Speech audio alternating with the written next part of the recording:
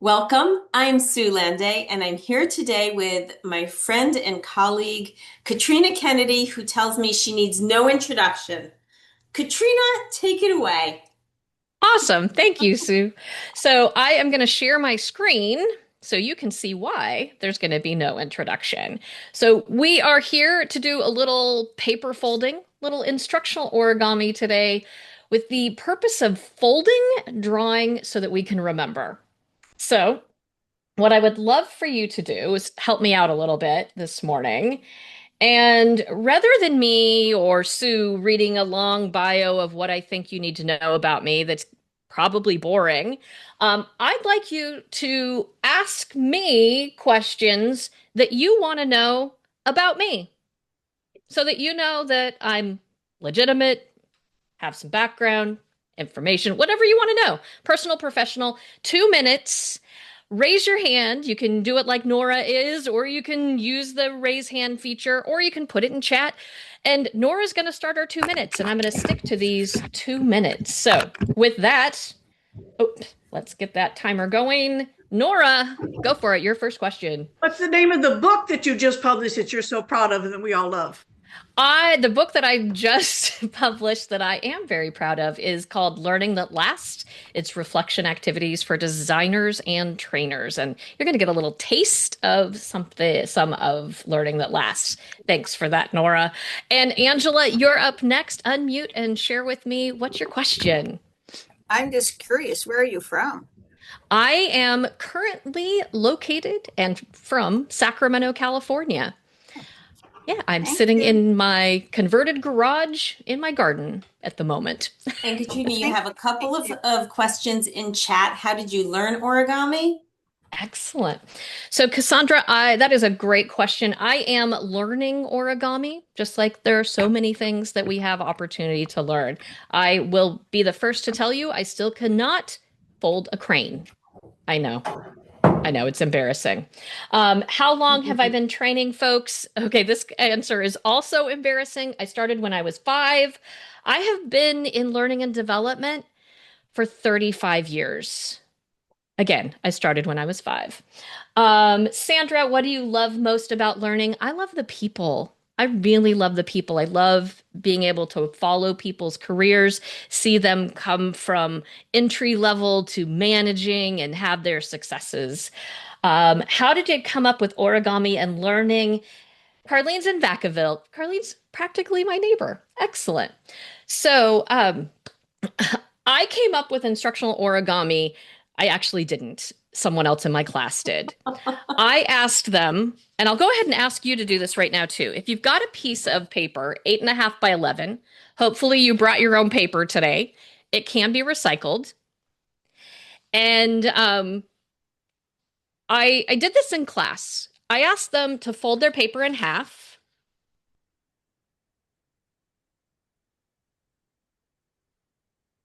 Sometimes I say hamburger or hot dog direction.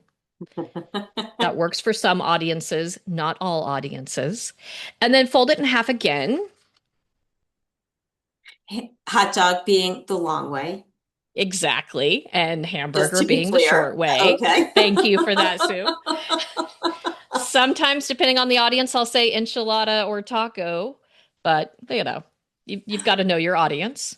And then unfold it. And so I had a group of trainers do that. And when they opened the paper, Britt Keehee, who was sitting at a table in front of me, said, "Oh my gosh, it's instructional origami." And I said, "Britt, I'm stealing that, but I will always give you credit." And so it stuck. And so it's not always about folding a crane. Again, I told you I can't. Um, it's really about doing something different. It's about getting people's hands on something because when their hands are on it, you've got their attention. And when you've got their attention, there is more likelihood they're going to remember and that ultimately they're going to transfer what you are doing to the workplace because that's what it's about, right? It's not about fun. Fun's good, but it's about what actually happens when they go back to work. All right. So, That's the origin of instructional origami. Thank you for taking those 2 minutes to ask questions. I want to quickly just give a little shout out to my friend Amelia, who's here, my friend Phil, who is here, and State Fund people who are here. I'm glad you're here. It's exciting. And Alyssa, I'm so glad you love learning that last. I love it too. It was fun to write. Okay, so next question, and then we're going to do something with that paper you folded. But next question, what will make our time together worthwhile for you? And I'd love for you to just drop it into chat. What will make this time worthwhile for you? And this is where I'll sit quietly so you can think and drop it into chat. Little awkward moment.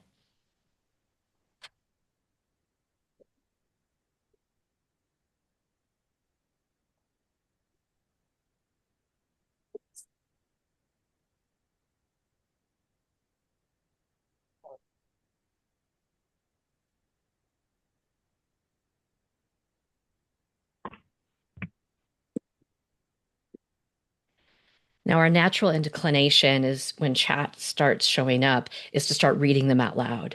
But I want to make sure that we're giving people time to think. And if I'm reading the others out loud as you're still typing, it can be a little disconcerting. So, again, that awkward silence. And if you've already written yours, you can read others as they show up. What I'm beginning to see as a theme is practical, one idea, something you can walk away with. I think you'll be able to walk away with at least 2 ideas, maybe 3. We'll see.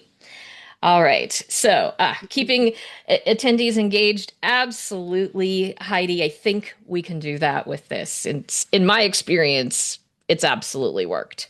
So, when we think about instructional origami, when we think about why we're doing it, we start with what it is we want people to recall.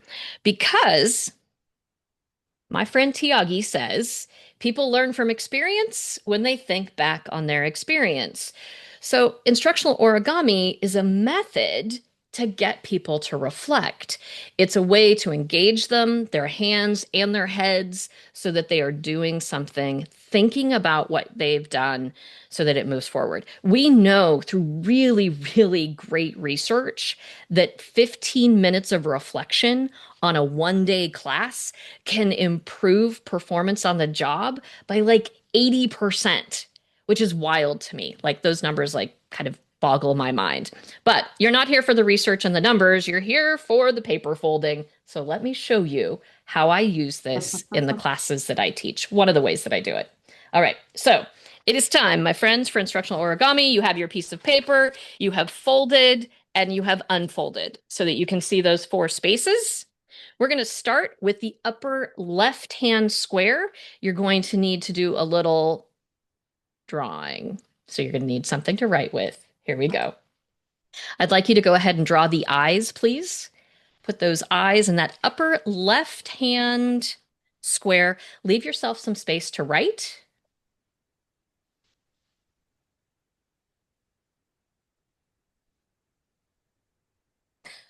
Sorry about the image making you nervous. She was okay. That was a real image. I think I Her missed name's the still image. I'm like, what is everyone talking about? What image? Little girl with lots of scissors. Her name's Okay. Delilah. She's actually in high school now. It should be round-ended, not sharp-pointed. Yeah, no sharp pointed. You're right. You're right. Her mother knew I was taking the picture. Uh-huh. And then we quickly swooped in and took them away. All right, next to the eyes, I'd like you to write the question, what? What you're experiencing is what I share with people with facilitators when I'm teaching them how to debrief.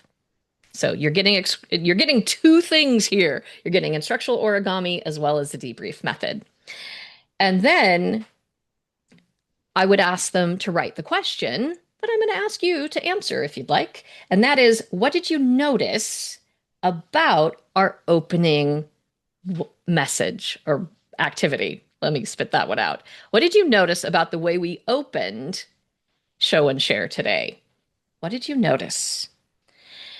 Now, when you have people reflect, they could write it on their paper, they could put it in chat, they could say it verbally. But what we know is that just asking the question has benefit. We don't need to take the time to share it out. We can have people write it. You really have options. So let's go to the next square. You getting the idea here? See what it is? All right. Very brain friendly, Katrina. So brain friendly. That is the goal. That is the goal. If we want learning to last, we've got to make sure that we're making time for that to happen. So, second box, upper right, I'd like you to draw two images, the heart and something you've probably never been asked to draw before, unless you're in the medical industry, the stomach.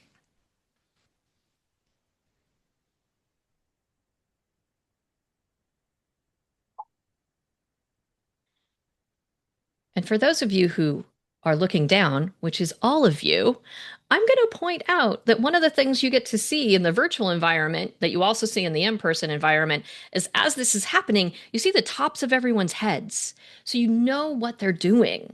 You know they're engaged because you are seeing it on the screen. It's one of my favorite things. So next to the heart and the stomach, I'd like you to write the word gut. So when we look at the debrief method, the reflection method that we're using, the second question that we want to ask is actually two questions that we ask separately. And one of them's kind of positive, one of them may be perceived as negative. So those questions may sound like, what was easy about the activity that you did? What was difficult about the activity? For today, we could use the question, how did you feel about our opening? So we've kind of put it into one. Feelings can go either way. So, how did you feel about our opening? And again, what I'm noticing, a lot of tops of heads. So, I know you are writing it down, you are thinking about it. So, if you are engaged in that way, that transfer to the workplace, much higher. Excellent. All right. And for those of you who are wondering, if you haven't noticed in chat, Sue is writing for us the questions as well. So you've got them there. All right. Are you ready for the third image or third square? Third square. All right. I'm seeing some nods. Third square. Please draw the brain. Ooh. Oh, I know. Some of you were like, I didn't come here to draw. Okay. So draw this one. You have options. Quadrant 3. Quadrant 3. Yes. Thanks, Carlene. Does it matter top or bottom? Or left Bottom. or right? Left. Bottom left. Bottom left. Bottom left. There is an order, so bottom left. Absolutely. And then next to the brain, write the word so what. So we have what, gut, so what. And you notice this is a process. So we're debriefing in a process some of you are probably familiar with, going from an easy question to a harder question. And practicality, this would be something like, what was the value of our opening? There are a lot of ways that we could ask this question, that the what is about all about what you learned, what you take away. And then we come to the fourth and final square. Are you ready? Seeing We're some ready. faces. All right, you're ready? All right. Not as many tops of heads. Excellent. Final image. Oh, and I have something to go along with this, something that Nora gave me.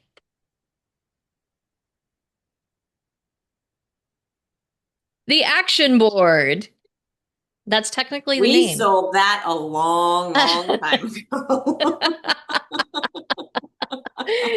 It's not still in your catalog?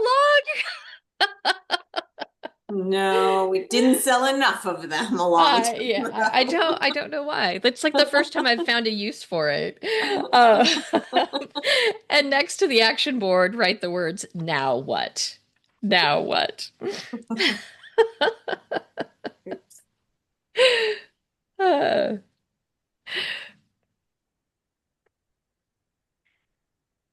I have I haven't had any takers on giving it away yet either, so we'll see. I'll probably keep it around Put for a it on while.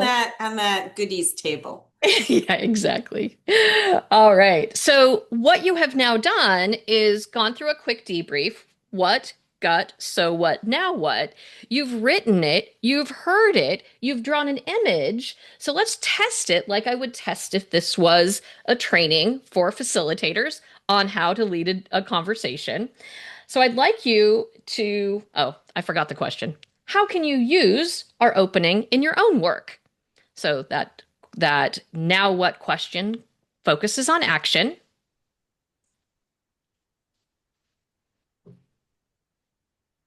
Sorry, I distracted No problem. you.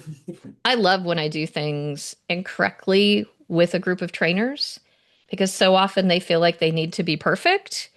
And I think we need to set the bar, that it's okay to mess up And to be real and and to be transparent and all absolutely, those things speak volumes. absolutely. You don't I have to think that's tell anybody that all. you're new, but it's okay to Yeah. say, I just messed up. Yep.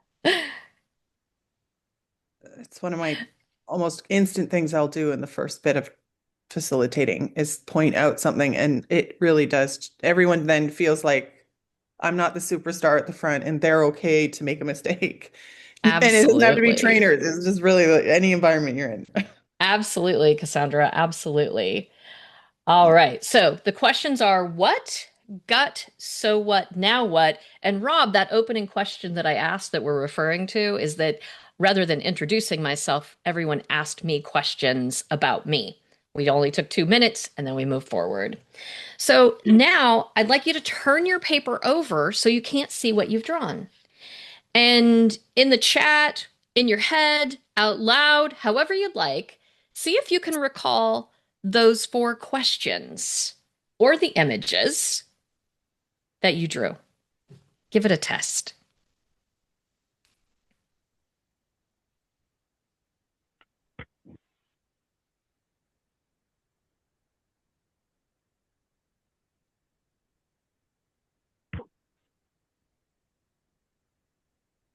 And when you feel like you've been successful, use your favorite reaction to let me know you've been successful. Yeah, it does kind of rhyme, Carlene. Absolutely. Excellent. I'm seeing those reactions come in. And if you weren't successful, it's okay. Look at the paper. That's what it's there for. Excellent. So you have now experienced the origin source of instructional origami. And we could take it one step further, and I could say, what's the word? And you would shout it out. And we would continue through that. I even have a little dance we do with it. I'm not going to ask you to do that now. We'll save that for another day so that we get movement with it as well. I have spoken to people who were in class with me over 10 years ago who still have their instructional origami paper. They keep it because now we have an artifact. You have something that they put the work into, they took the effort to draw, and it reminds them of a method to debrief that becomes helpful for them. So that's the origin. And then I proposed to an organization a session on instructional origami, and they thought I was going to fold cranes.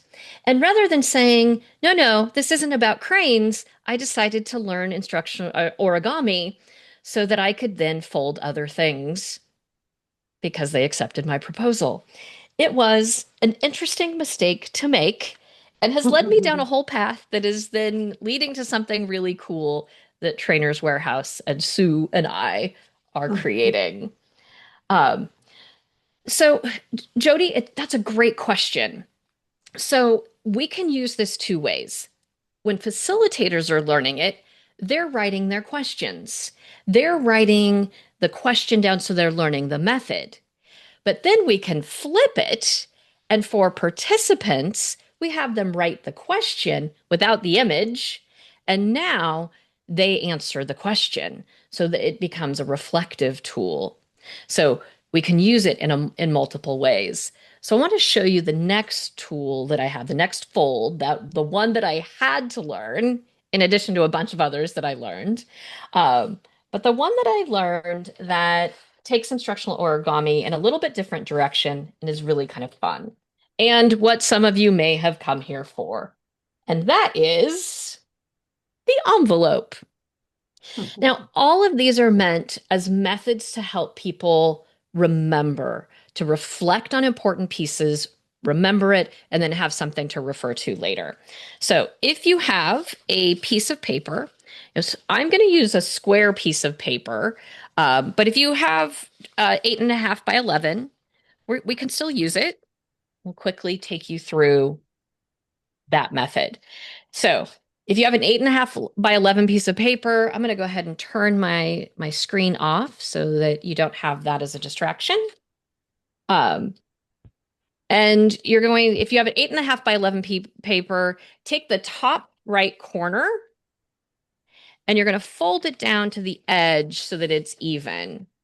You're really kind of making this triangle with a little bit of paper left over here. And then I've double folded this edge that's there. And you're just going to cut with rounded end scissors. Go ahead and cut that off so that you end up with a square piece of paper. When I facilitate instructional origami, I always do the activity myself, so that I've kind of got the pace down. So I have I have a lot of paper around me from all the times I've done this. So once you take that, once you have gotten to your square piece of paper, you are ready to begin the fold for the envelope. So I'm going to go back to my color piece of paper because that shows up virtually a little more effectively. And so we are aiming to fold the envelope. And the way that we do that, we can start by letting people know that, we're taking a moment to reflect on our experience. So I'd like you to think about, what has been valuable for you in our time together today. And then once we've done that, once we've kind of set that tone, we're going to ask them to fold one edge to the other. So one corner to the opposite corner so that you have a triangle. This is easier to do if you're on your table. Don't try to do it in the air until you've practiced. Once you've got your practice down in the air, it gets easier, especially when you know the fold.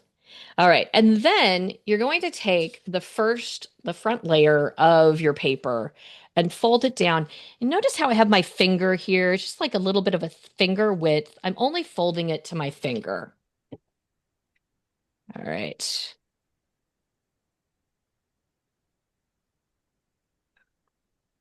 I'm going to put my finger a little lower. There we go. All right. And then I'm going to do the back paper in the same way. Again, leaving it just a little bit of a finger width to there. So notice how they overlap a little bit. And again, Sue's putting the directions in the chat if you need to go back. And now we're going to do a fold from the right side. Doesn't matter which side you start with. I'm just going to start with the right. And then you're folding right into that little corner spot where your other paper is, so that it's even across the bottom. And the firmer you make your folds, the better your origami is going to be. For those of you who already do origami, you know that. You want really crisp folds. And then I'm going to do the same on the other side. Again, right to that corner edge. And it might need a little help there to get it to be smooth. And then I can tuck one of those corners into the other. And now I have an envelope. And with this envelope, you can have people add their ideas they want to remember throughout a course. Or if you want to get really tricky, before they fold it up, they can write right here something they want to remember. or an action they want to take. You could even get trickier if you wanted and you had bigger paper. You could ask them, what's one thing you're going to stop doing? What's one thing you're curious about? And have them write more. And then the nice thing is, then they fold it up and they've got it someplace safe to keep. Someone recently said, well, you could actually put a sticker on this and a stamp and their address and mail it to them later because you've got a functioning envelope. And then it arrives and they've got that message. So many, many ways that you can have fun with the envelope. All right. So you've done the original fold, you've done the envelope fold. I'm wondering, what are you wondering about using instructional origami? So unmute, chat, let me know. What are you wondering about instructional origami? And while people are pulling together their thoughts, Katrina, I want to also just say you sort of alluded to this, but we've been working together on putting together basically a book of about 10 to 15 different ways that you can use or different origami folds. So there are 10 folds, but multiple ways to use some of them. And we'll be selling that as either an ebook or a printed book. We're working on that, along with some origami papers in an 8x8 size. So we kind of are going to ask you a few questions at the end about how to, what would be an optimal tool for you to use to bring this forward. So yes, Renee, please get us started with questions. All right. So I love this. Katrina, this is fantastic. But my question is, how do you, and can you, maybe I should say, can you build it into something that you already have as a functional takeaway um, course? Because I personally, I've trademarked it, but I use Etch-a-Sketch for my core courses. So, what do you think about adding it in at the end, at the beginning? I don't know, thoughts. So I love and think it doesn't take much time to add it in at the beginning, the middle, and the end. One of the things that I love to do is have people at the very beginning do a trifold, name it. I liked, I wish, I wonder. And when you take those brain breaks that you should all be taking, right? And just ask people to add to it. You could also do the same with the original fold with the four corners. You could do the envelope and have them add as they go through the day. So it's not taking a huge amount of time, um, but it is taking really important time because we know that that pause for reflection is absolutely one of the things that's necessary for people to retain the information we're giving them. Thanks for that question, Renee. Michelle asked, what do you do if a participant cannot physically fold paper as a disability, injury, etc.? How can you decrease potential awkwardness? So ideally, you would know that going into the session, and I would simply have it folded for them and give it to them. And also really be aware, like we always are, of our participants. And there may be times where you simply don't do it or you have folded it for everyone in advance, or you do a very simple fold. Um, I can't fold the crane, and I would not do the crane, obviously. But I'm also not really working to learn the crane because I think it's too difficult in a group because you've got to take that into mind. The 10 origami folds that which is actually like saying fold, but anyway, the 10 origamis that we have chosen are ones that most people can do if they have manual dexterity. And I think, Michelle, it's really important to realize and to honor the fact that not everybody is going to be able to. So it isn't going to work for every group. Mhm. They could also work with a partner. Absolutely, Nora. Absolutely. There are ways around it. And what I usually find in most of the classes that I teach is that there is someone in the group who is like the origami master. I had someone a few years ago that made a fortune teller or cootie catcher. We call it an idea catcher in the ebook, but they made a cootie catcher with training ideas and questions out of a flip chart page. It was Mhm. huge. It took like two people to use. That's fun. Yeah, That's it fun. was really fun. It was really fun. As we've just hit our half-hour mark, I want to give a formal thanks and appreciation to you, Katrina, for doing this with us. We will stay on for more questions, and we have some questions for you about how to deliver this. But for those who need to leave right away, thank you, Katrina. Thanks for being here.